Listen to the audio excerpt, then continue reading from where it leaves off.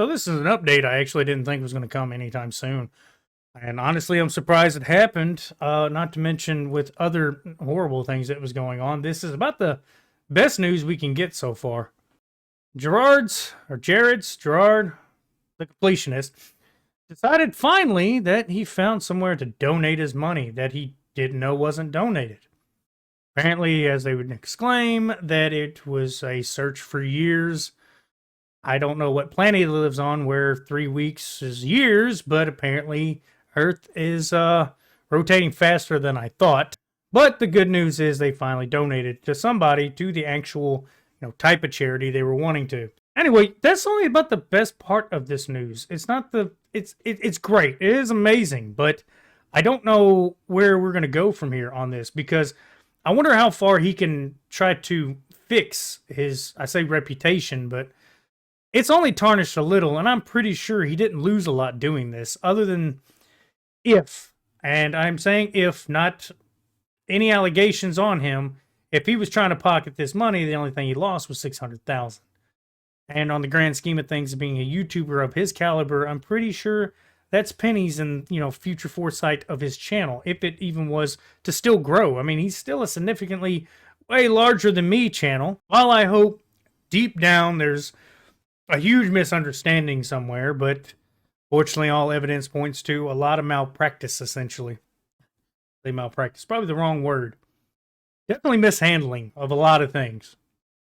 And ironically, that's not the only thing I got to talk about today, because that's a small jump. If you want, go watch me Mudahar again. He updated it, and he pretty much explains it way better, and it's a lot longer than what I'm going to talk about, because really that's the only update that matters. It finally got donated, and that's what I'm happy about.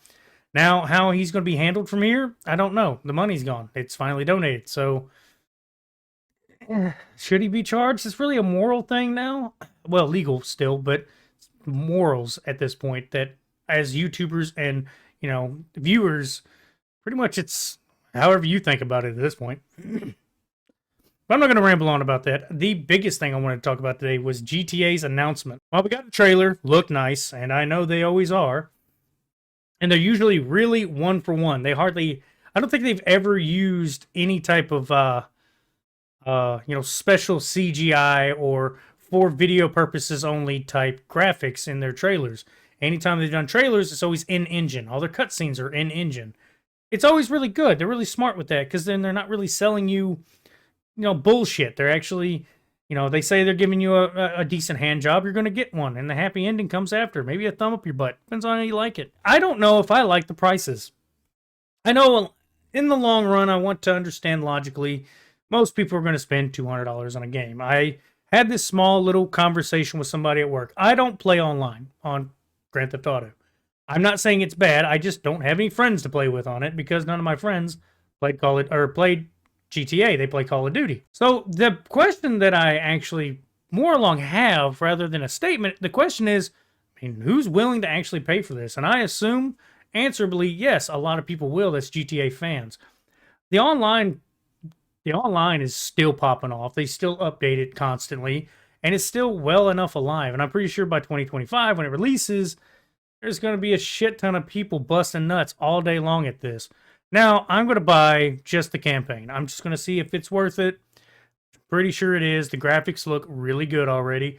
And I would like to see what Vice City's up to now, because I didn't play the Vice City back in the day. Even though I have the new one, I haven't played it yet, and that's probably something I will do in the future. But right now, I haven't even got to touch that one. I've only played 3 San Andreas up. That's it. But I really would like to know what your opinion is on this if you're going to buy it. Because I do look at it like this. I played Destiny for a long time, 1 and 2.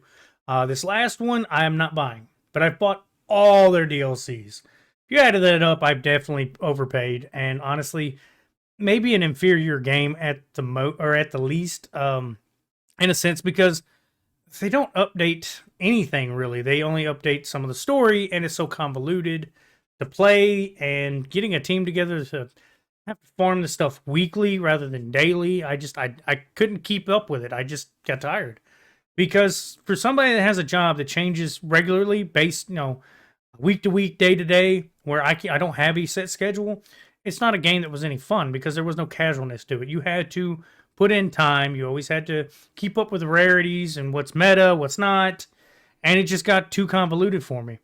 While in GTA, honestly, is way less than that, and just a lot easier to play. That's why I play Call of Duty, even though I have complained about it, with a lot of good complaints. Now that they've updated and brought gunfight in, it's less of a problem. I still have ran into some issues of now the Warzone drop, but it's nothing to talk about at the moment because it's still too new. I feel like there's still some a little bit of work to be done, but so far I'm enjoying at least that part. The Warzone part's fun. But back to GTA, I don't know if I want to pay $200.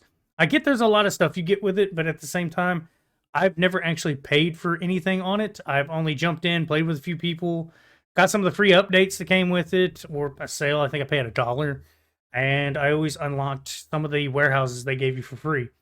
But I just could not consistently play it because there's you want to talk about Call of Duty sweats? There's a bunch of asshole sweats, basically, is what I would call them, in GTA as well, and they're just fucking assholes. They make casual players or just trying to commit crimes and have fun.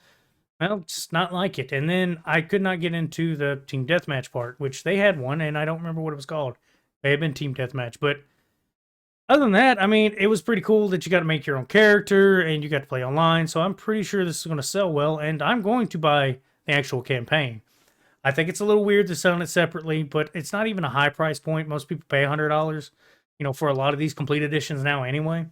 So I'll be on the fence whether or not I even purchase that part, but I'm not paying $200. I don't see how that benefits me in the slightest because I'm not a daily player of that. Now, the couple people at work that do play it nonstop, I said it's worth it because they'll probably put $200 to $300 in it per year anyway because they'll buy all the cards. And I'm not here to tell somebody that's not okay because I mean that's what they want to spend their money on something that's at least somewhat relevant. That makes a lot more sense. Loot boxes is about the only thing I think is like just taking a unwanted load of the mouth. I don't see why anybody would want to juggle their money in loot boxes when they should be basically an in-game mechanic freely. It would make more sense that way. I don't see I hate the freemium stuff that does that too.